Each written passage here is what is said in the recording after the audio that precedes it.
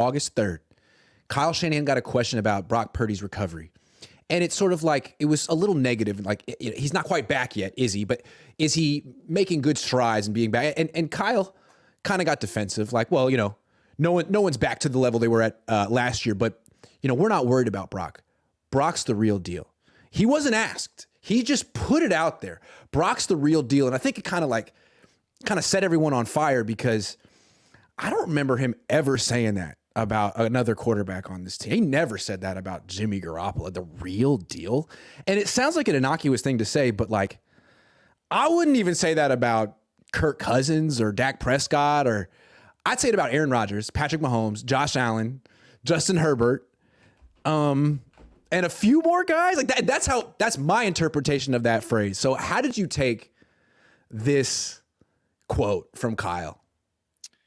That Brock Purdy is the real deal. That Kyle Shanahan's smitten over Brock Purdy, and there's a lot of nuances to play in the position that he values that Brock brings. I one thing that we haven't really discussed, and I know it's going to make some people just sick to their stomach because they want to, they really believe that Brock's really limited, but there is a chance that Brock Purdy is much better than a backup, much better than a marginal starter. He might be, I don't think, he's not Mahomes. He's not Allen. He doesn't throw the ball as well as Lance. He doesn't, you know what I mean? There's limits. Right. You can see the limits. Yeah, he wears them on his sleeve. I mean, they're not hiding. I got it, for sure. We know he's got some limitations, but there is a chance that this guy is a top 10 quarterback. And I know that's hard for a lot of people to put their arms around because they see the limitations and they're like, I don't know. But what the one thing that we really don't discuss that much is we don't discuss the fact that this guy went on a roll last year and he was a rookie. Right. And he didn't play from August to December, and he did it after sitting on the bench for 3.5 months. And, how much coaching do you get on the bench? Probably not too much. So there's a chance that this guy is, I'm not saying he's Aaron Rodgers because I don't believe he is, but he's not a backup. And the people who kind of, he's a weak-armed backup. There's just so much more to playing quarterback. He's a starting quarterback. Yeah, than that. He's a starting. So when he said he's the real deal, he might be pretty good. I mean, he might be a top 10 guy. Doesn't mean he's Mahomes. Sure. Doesn't mean he's even on that. And doesn't even mean that you can win a Super Bowl with him. But he might be a top 10 guy. Sure, but sure. I don't disagree with whatever you said. But what he said is a real deal. And when I'm thinking real deal is someone you can win the Super Bowl with, someone who is going to be one of the best, a Pro Bowler, an All-Pro. A great quarterback. And I'm not here to disagree or agree with Kyle because it'll play out. We'll see. Right. We're going to see it. All I'm saying is it's a wild thing to say on the record. It's uncharacteristic too. It's uncharacteristic. It's hasty and it's unnecessary. And it's only going to follow Kyle around. If he's right, no one will really remember. But if he's wrong, everyone's going to say, remember when Kyle called that one guy the real deal after 8 starts? That was unnecessary and out of character and strange. So I just feel like there's a lot of pressure on him to be right now. You really went all in with Brock when you said that. You're all in with Brock. You can't hedge now. That's your guy. The real deal. How many? Kirk Cousins isn't the real deal to me. No. Dak Prescott, not the real deal to me. Not yet. That's like the upper echelon of quarterbacks. And I'm not saying Brock can't be that, but he freaking better be for Kyle Shanahan's sake because he said that on the record. Yeah. Crazy. No, he believes in him. I mean, he believes in him. Now, of course, it is training camp, the beginning of the year, a lot of pressure on the 49ers. He knows that Brock's going to be a starting quarterback, so he wants to be all in, right? It was day 7 of camp for the record. Day 7. Yeah. Kyle's like, I've seen enough, real deal. Is it possible that he senses that there's a division in his room among the quarterbacks, that maybe there's some guys who believe that Darnold's better or Lance is better, and that he kind of wants to put that out right there for everybody? Hey, you know what? Brock's the real deal. Or maybe he believes it. Maybe he absolutely believes that Brock is the real deal. I mean, it's also how do you define that? I mean, how is the real deal defined? What is the real deal? I'll say this, though. I'll say this. One more thing. everybody who talks about Brock Purdy, the skepticism is often rooted in Jimmy Garoppolo. Have you noticed that? It's like, well, Jimmy started fast. So if Brock started fast and Jimmy kind of fell on his face and became like almost inept as a downfield passer, then Brock could too, or Brock will too. And I see Jimmy as so much more limited than Purdy. Purdy, Jimmy has a better arm, but quicker release. But look at the big part of Kyle's game is the bootleg game, the short game, the quick game, and the play action game. And Garoppolo couldn't even turn his back on the defense and then turn around and know where anybody was. Brock can turn his back on the defense, turn around, and throw in one motion. So, I mean, they're different as far as spatial awareness and knowledge of the offense. I think Purdy's already kind of demonstrated he's on a different level than Jimmy. I do think he's a better fit for Kyle's system than Jimmy because Jimmy can't bootleg and roll out, and Brock can. I think he's in the ideal system for him with the best team around him possible. So he's optimized, and he's a starting quarterback. I didn't bring up this topic to be like, I'm here to tell Kyle that he's wrong. I'm here to tell Kyle, like, you shouldn't say stuff like that on the record, man. You can feel it, but I don't think you needed to say this because now someone like me, a jerk, is waiting to throw this back in your face. Like it's a punchline as soon as Brock Purdy isn't a top 5 quarterback in the league. Because again, the real deal is high praise for a quarterback. Is Deshaun Watson the real deal? I don't know about that. You know what I mean? Like legit. Yeah. Like Phillip Rivers was the real deal. Was Eli Manning the real deal? People would argue. It's like stamping it official. You know what I mean? It's like, you know what? This guy's stamped official. He's After legitimate. 7 starts. Yeah. I don't care what Jimmy did. It's just like, man, you don't know that yet. And you can feel it and think it and hope it and wish it, but did you have to say it? Like, it doesn't even have to do with Brock. This has to do with you, Kyle. Because in 30 years, people could be like, hey, man, remember that time Kyle said that about? What if Brock is just a flash in the pan? What if he's nothing? I'm not saying he is. It's an eye-opener. But we don't really know. It's an eye-opening statement. It's an eye-opening statement. And you're right. You're right, Grant. It is the kind of thing where it's putting yourself on the record. That's what it is. You're putting yourself out there for no reason. No one asked you to. He just asked if Brock was like almost healthy yet. And he's like, oh, he's the real deal. Like, okay, fine. Thanks for telling us that. I hope he is for your sake. Well, and for the 49ers' sake. Let's put it back in the perspective of football coach talking about football player. What does football coach want in football player? He wants a guy that's all in. Jimmy couldn't even be reached on his phone in the offseason.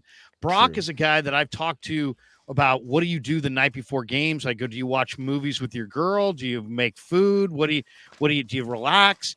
And he's like, hey, you know what? I go over the game plan until I'm really, really comfortable with it. Well, guess what? I guess if you ask Kyle Shanahan, what would you like to see your quarterback do on the eve of the game? He'd probably say, I'd like him to go over the game plan until he's totally comfortable with every aspect of it. So maybe in some ways, Brock is an extension of Kyle, and that's what Kyle loves. I just think it's interesting. I feel like if Kyle were doing this in Philly or New York or Boston or DC, like a big city on the East Coast, be in the back pages of the tabloids. Yeah, and he told all those crusty sports writers out there and those angry sports fans out there that Brock Purdy's the real deal, and that's the guy they're going to be going with, like, essentially long-term, like they're done looking for a quarterback. I think a lot of people be like, what are you talking about?